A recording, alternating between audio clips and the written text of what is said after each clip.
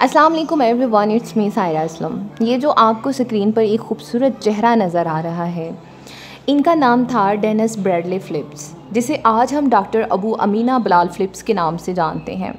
आइए इनके सलीब से तौहीद तक के सफ़र को जानते हैं। डॉक्टर बिलाल फ़िलिप्स का कहना है, मैं एक ईसाई घराने में पैदा हुआ, चर्च जाता था, बाइबल पढ़ता था, मगर कुछ सवाल मेरे दिल से चिपक गए थे। बिलाल फ़िलिप्स के अल्फाज ये हैं कि अगर खुदा अपने बेटे को सलीब पर चढ़ा दे ताकि दूसरे बच जाएं, तो ये कैसा अदल है? क्यों किसी और के गुनाह की सज़ा मुझे मिली? एडम ने गुनाह किया तो मैं सज़ावार क्यों हूँ? क्या ये रहम है या जुल्म? क्या ये मोहब्बत है या नाइंसाफ़ी? उन्होंने अपने सवालात का जवाब चर्च में लेने की कोशिश की। उनको जवाब क्या मिला? बस ईमान रखो, ये राज हैं, सवाल मत करो। मगर दिल उनका मुतमईन नहीं होता और तब एक और रास्ता सामने आता है। फिर वो रिवर्ट हो जाते हैं कम्युनिज़म में, और फिर वहाँ पर भी उनको कम्युनिज़म का धोखा नज़र आता है, जहाँ पर अक़ल की ग़ुलामी होती थी। वो कहते हैं, मैंने चर्च के बाद कम्युनिज़म को आज़माया, सोशलिस्ट नज़रियात, मुसावात के दावे और दौलत की तकसीम को देखा, लेकिन बिलाल फ़िलिप्स कहते हैं यहाँ खुदा का नाम तो था ही नहीं, रूह की कोई बात ही नहीं थी। इंसान सिर्फ गोश्त, हड्डी और माइशत का पुर्जा बन के यहाँ पे रह गया था।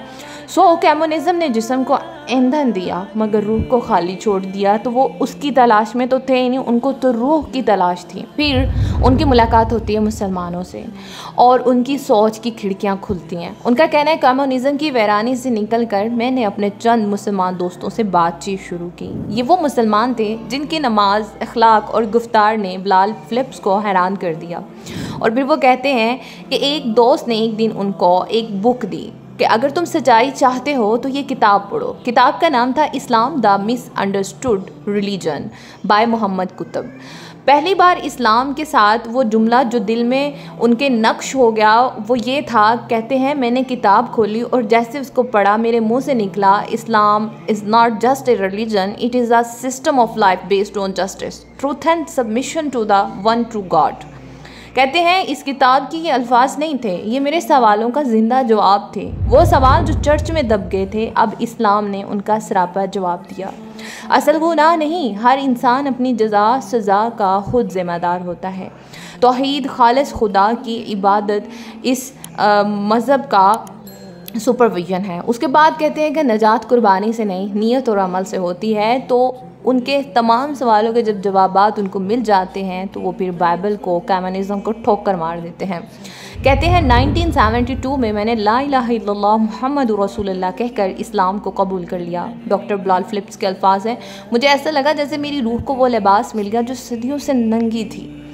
इल्म का सफ़र फिर शुरू हो जाता है। कबूल इस्लाम के बाद उन्होंने इल्म की तलाश शुरू कर दी। उन्होंने BA from Islamic University of Medina से किया, MA from King Saud University से and PhD from University of Wales UK से। और उन्होंने इस्लाम की इतनी खिदमत की हैं कि 50 से ज़ायद उन्होंने किताबें लिख डाली। और उसके बाद उनके मल्टीपल लेक्चर्स जो हैं सोशल मीडिया प्लेटफॉर्म्स पे आपको नज़र आएंगे।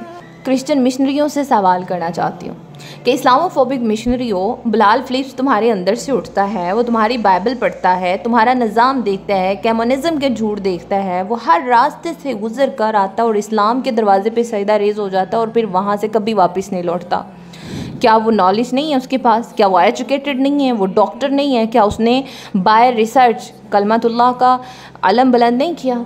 और उन्होंने फिर इस्लाम की खिदमत की। तुम्हारा 2 टके का भी नॉलेज नहीं है, तुम्हें इस्लाम की अलिफ बे नहीं पता, तुम्हें इस्लाम के कॉन्टेक्स्ट का नहीं पता, और तुम सारी सारी रात इस्लाम पे स्ट्रीम्स करते हो। तो डॉक्टर बिलाल फ़िलिप्स के जहन में ये सवाल क्यों नहीं आया कि 1500 साल पहले जो नबूवत का इवेंट हुआ है, उस नबूवत के बारे में रसूलुल्लाह सल्लल्लाहु अलैहि वसल्लम जो हैं उन्होंने अपनी तरफ से ऐलान नबूवत कर दिया था। उनको तो वो गलतियाँ कुरान की नज़र नहीं आई। उनको तो जितने भी नरेशंस हैं उनको स्टडी करने के बाद सिर्फ इस्लाम की तालीम को, उसके सुपरविजन को मज़ीद आगे लेकर जाने का ही ख्याल आता है। वो क्यों तुम्हारी तरह स्ट्रीम्स नहीं करते?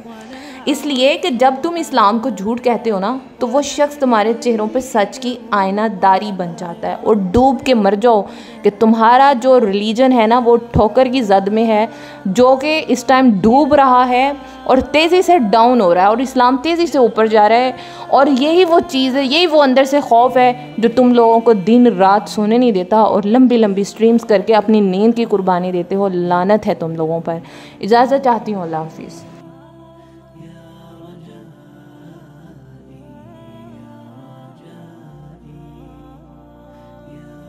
जा।